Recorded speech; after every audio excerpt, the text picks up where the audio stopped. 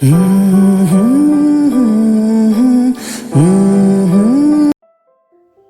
Ayushmann. As a rookie VJ, I wasn't treated or accepted like one initially. I remember how difficult it was in the beginning when we were shooting for the pilot of What's Up. We had to cover an auto rickshaw race at Hiranandani with Smriti as a producer. Today she works with Saif Ali Khan's production house Illuminati Films. I was so bad at it, however, that the episode was never aired. The struggle didn't end there. The first time I shot for What's Up inside the studio, I couldn't even read my lines properly on the teleprompter. This made Tanvi Gandhi, the producer of the show, extremely nervous. I'm sure she must have thought that I would end up jeopardizing her career. Thankfully, she is doing extremely well for herself today, working with Anurag Kashyap on his most ambitious film yet, Bombay Velvet. Anyway, it's clear that I was a big disaster in the beginning at MTV. I was always nervous. It took time and effort from both MTV and myself to warm up to each other, and thankfully, after 2 or 3 episodes, people started liking me. After this, I began to get maximum time as a studio anchor. Thereon, the ratings also climbed. Also, during my teething phase at MTV, there were a lot of people who had a problem with me starting my show with Namaskar and singing off with Ayushmann Bhava. It was considered uncool. Then came the day when Nikhil Chinnappa wasn't available and I had to fill in for him at MTV Select. The moment was surreal for me because I had grown up watching the show. But later, I was snubbed because I had hosted the show in Hindi. Instead of getting bogged down and becoming bitter about the second-hand treatment being meted out to a Hindi-speaking VJ, I decided to acknowledge that perhaps something in me was amiss. So I started observing and absorbing even more. I started writing English scripts since it took me time to convert my thoughts into English before saying them out loud. This transition happened organically. Slowly, the conversion time reduced and eventually English started flowing naturally, and when it did, MTV became a Hindi language channel. Talk about timing. In retrospect, had I not seen this humiliating phase at MTV, I would have never evolved from being a small town Hindi speaking boy. Though I believe that deep down I am still the same, I have learned to be a part of the cool crowd over time. Finally. Besides the many problems I faced, I also noticed that for the first 6 months at MTV, my profile wasn't put up on the channel website. Bani, Jose, and everyone else were featured, but not me. It still remains a mystery to me. I must confess that I used to be quite a nerd, or uncool as they say it, when it came to clothes, pointed shoes, loose trousers, spectacles, basically a disaster. My styling gradually changed by observing the uber chic crowd around me. There is this incident I remember that was most humiliating for me. I have never felt so low and small in my entire life. Never have I been abused as much. This was a press conference I had to host at the uber posh Tajland and for the movie Gajni. It went badly. Because it was my first and I messed up the sequence, Sameer Chopra from the Viacom team abused the hell out of me. I apologized endlessly, but he just didn't stop. He didn't spare me at all. Since I had recently got married, I was really scared about my future. Then there was another press conference for Roadies season 5 again at the Tajland's end, and that too didn't go well. The jinx with this hotel was finally broken when I hosted my best ever press conference for Just Dance.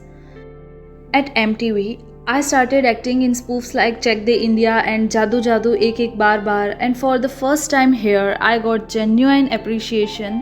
I got to travel a lot as a VJ and hosted many shows including ones at IIM Ahmedabad, Lucknow and Kashipur. In fact, at IIM Ahmedabad, I was felicitated as a celeb host.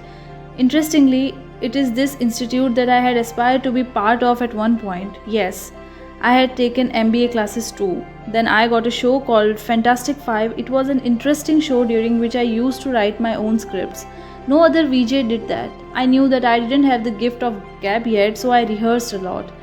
Rajesh Narsimha, now with Yashraj Films, deputy to Ashish Patil, now the head of Yashraj Talent Management and Y Films, was amazed by my notes.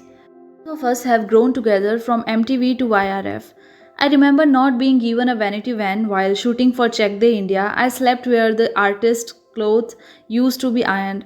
Cyrus Sahukar was shocked to see this. He asked me to demand a van as it was Every artist's right, and when I asked for one, I got it. It was just that I had never demanded one. Another interesting anecdote I vividly remember was with our DOP, Akshay Rajput. One day I said to him, "Sir, मैं actor बनना चाहता हूँ. मुझे लोगे कभी?"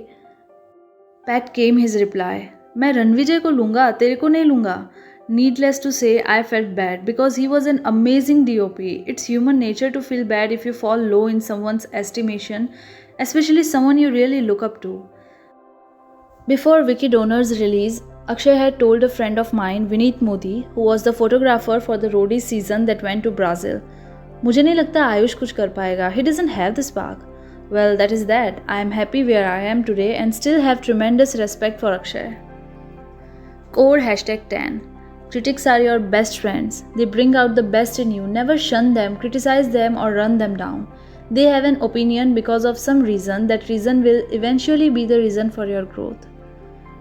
During the time I was hosting shows at MTV, I signed up for this movie that not many know of. It was an embarrassing oversight, and I thank the forces above for pulling me out of it at the right time.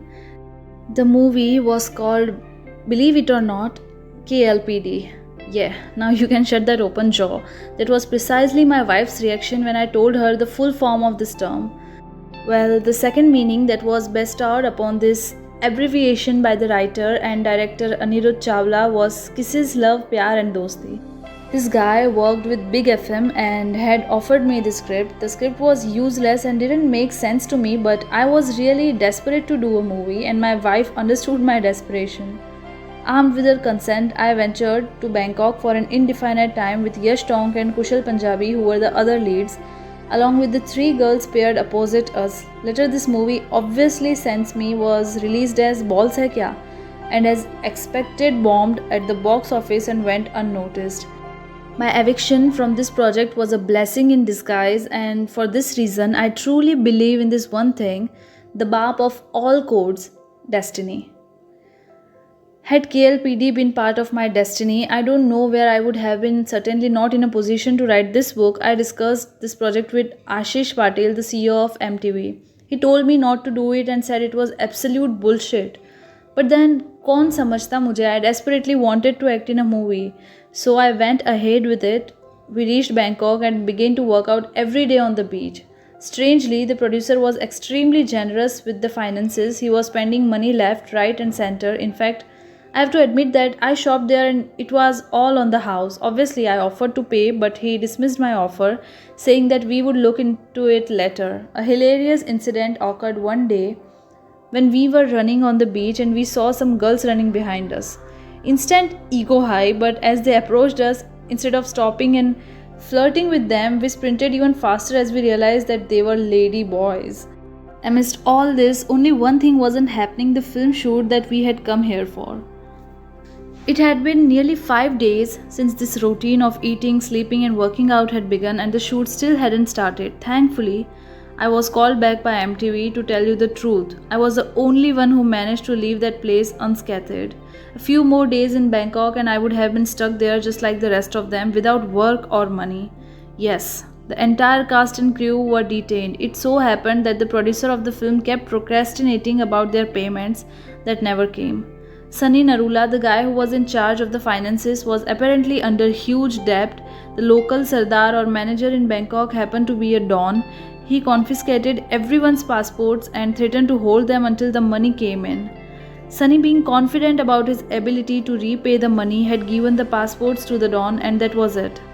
The money didn't come and everyone went through a hellish experience for a month. Without money and without anything to do, Kushal and Yash, I believe, somehow managed to come back to India after a few days of living through the hell, but for the rest, I heard it was like an endless nightmare. It could have been me too, but thank God for small mercies.